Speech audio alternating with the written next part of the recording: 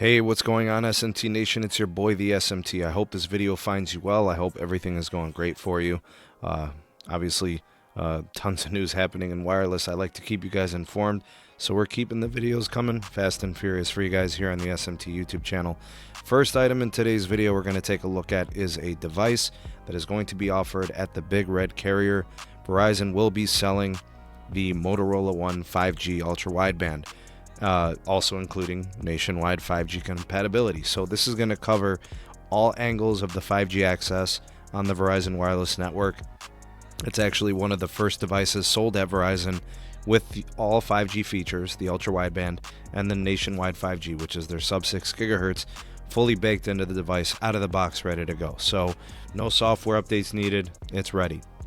Now it is available as of right now, October 15th. $22.91 per month over the course of 24 monthly installments. Full retail price of $549. Moto announced this phone, I want to say, probably about a month ago or so, claiming that it's one of the first 5G phones that is dipping below the $500 threshold. But with the Verizon wireless ultra wideband tax, is what I like to call it, it has reared its ugly head again, thus bringing this device over the $500 mark, all likely due to the hardware antenna array that it requires to have the ultra wideband service.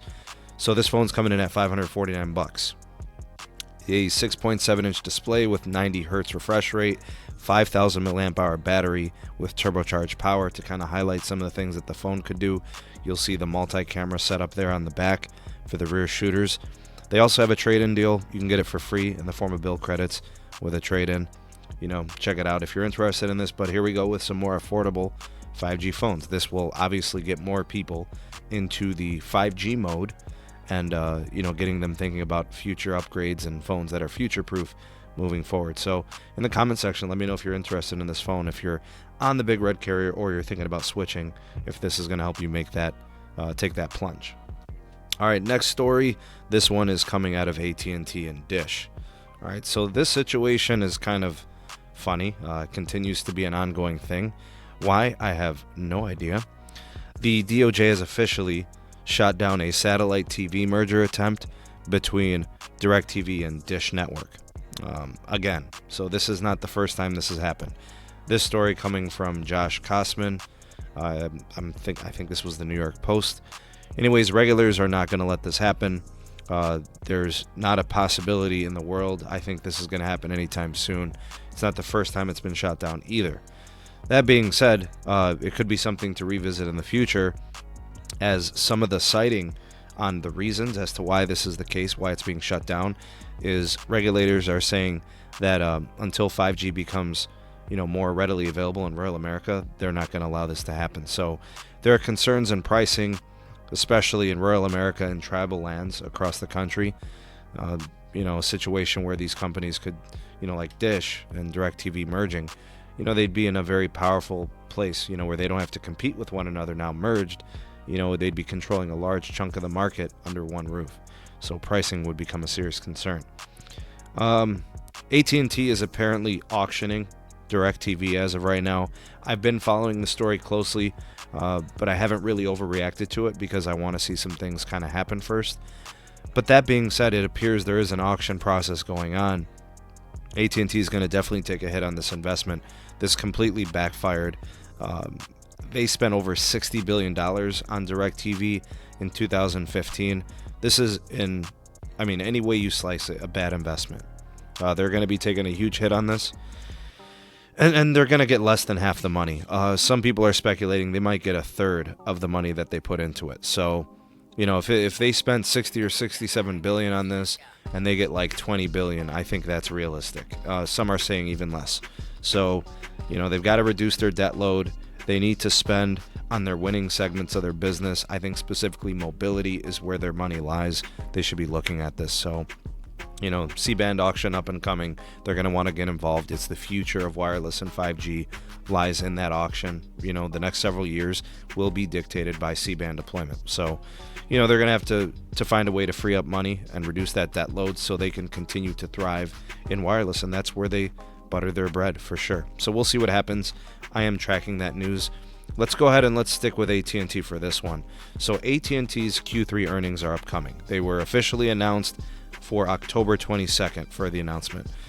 They'll probably do some kind of a virtual event or call, whatever, meeting. They'll do like a conference call. A mixed bag is expected here. Debt-wise, they're still in trouble in that aspect. It's just a lot. They're a huge company, and that debt load is not make or break, but it is definitely hampering them and affecting their investments.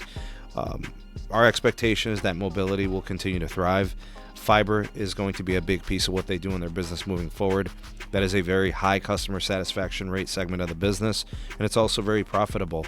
We'll see what happens with the media as they report that. HBO Max will be a big part of this. We'll see how well it's doing. Hopefully we get a good update there and some insight. Estimates have revenue at $40 to $42 billion for the quarter. Obviously pandemic related here. Who knows if it falls below or if it goes above, we'll see. Wireless wise, I think we should expect growth. Customers are getting back after early pandemic issues and woes. There were a lot of involuntary disconnects back in Q2. Expect some of that to kind of be mitigated, I think.